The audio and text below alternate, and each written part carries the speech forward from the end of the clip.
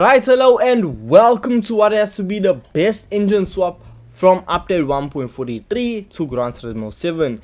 This is a Nissan R35 GTR from 2017, and as you can see, this vehicle is not stock.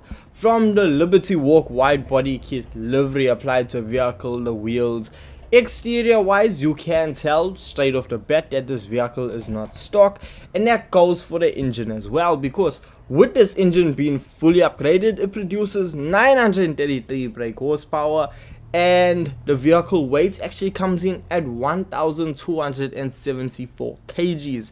So with a vehicle having this caliber of performance, it is very fast. And when you actually get behind the wheel of it, for example, when we take it around Kyoto driving park, we find that this vehicle travels over 300 kilometers per hour before we need to go into a first corner.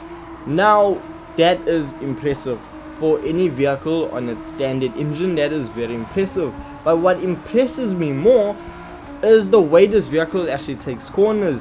Now when it comes to supercars and things, the GTR was always a bit of a chubby vehicle. It had a lot of weight compared to other vehicles, but just the way it was able to take corners because of the suspension or the way that the power was delivered, because the R35 GTR has a 4-wheel drive system, and that allows the power to be delivered equally to all 4 wheels, and that means you can have a torque vectoring differential. And as I always said, if you have a 4-wheel drive car, you need a torque vectoring differential, because it changes completely how that vehicle will feel, because on the fly you can decide whether you want the vehicle's power split 50-50, or if you want 5% going to the front and 95 going to the rear and making an absolute drift machine. Or you can set it up to your liking to see whatever suits the vehicle best. And we see with the Nissan R35 GTR having a 30-70 split, the vehicle is an absolute dream to be behind the wheel of.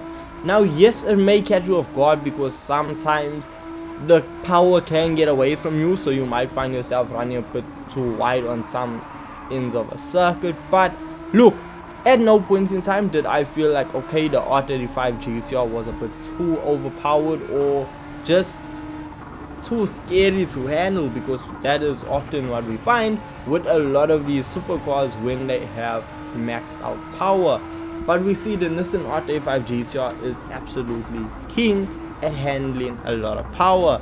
And why I say that is because the Nissan R35 GTR Turismo, that has an engine swap from the Bugatti Chiron, and that engine swap is honestly top tier, one of the best engine swaps I've driven or own in Gran Turismo 7. I honestly jump into it anytime I can, because it's just so absurd that a GTR can handle so much power and still be incredibly fun to drive, because it has enough grip, it has tons of downforce, and before you know it, you're traveling over 400 kilometers per hour. So now the thing is, if we already have such a great engine swap in the game, what engine swap do we have for this Nissan R35 GTR? So we see that we have the engine from the Subaru BRZ. Yes, I know it's a bit strange, but I need to be specific. The Subaru BRZ drift car. Yes, that is a turbocharged LS7 producing over 1000 horsepower. So there's only the Nissan Silvia that currently has an engine swap, and it is an absolutely nutty engine swap. So to actually put it into a vehicle that can actually handle the power, it's going to be quite exciting to see. But before we need to actually test it out, we need to see a benchmark. And around Kyoto driving park, we see that the standard GTR's engine is setting lap times around the 1 minute 27 second mark if you are setting really fast lap times or really decent lap times. So if we head on over to GT Auto, we can then apply this LS7 swap, and we see that it only comes in at a cost of 300,000 credits. So it's not even a bank breaking engine swap, so it's a bit more on the affordable side, and I see absolutely no issue with that. So now if we take it on over to a tuning shop and see what upgrades we can actually apply to it, we see that there's not actually much we can do to the actual engine, because we see that it's only really a ultra high RPM turbocharger that can be equipped after installing that part. See that the vehicle now produces more power than it does weight, because this engine actually is lighter than the GTR's standard engine. So when we take it back out onto circuit, being on racing soft tires, max downforce, well, it is an absolute rocket ship. Coming out here, also driving park straight away, I mean, you're traveling at about 320 before you need to slam on the brakes, which is absolutely, it's just absurd. And you slam on the brakes and the car does what it usually does, and that is grip up and make you go as fast as possible around the circuit. The GTR is so planted, I mean, we're doing about 240 going around corners, and there's no sense of concern or stress. The only thing you really need to take notes of is your braking points. You do need to start braking a bit earlier than when you're in this standard, I say that with quotation marks, when you are in the GTR with its standard engine in, yeah, you need to just adjust mentally and be prepared. Okay, I need to start braking earlier because I am traveling a lot faster. And when I say a lot faster, we do see the Nissan R35 GTR now sitting lap times around the 1 minute 25 second mark, which is just, it's absurd. I said it already, it's absolutely nutty that there are cars this fast, because we see that around here also driving park, vehicles that set lap times around the 1 minute 35 second mark, I've considered them decent. They're quite useful vehicles. You can win a lot of races with it.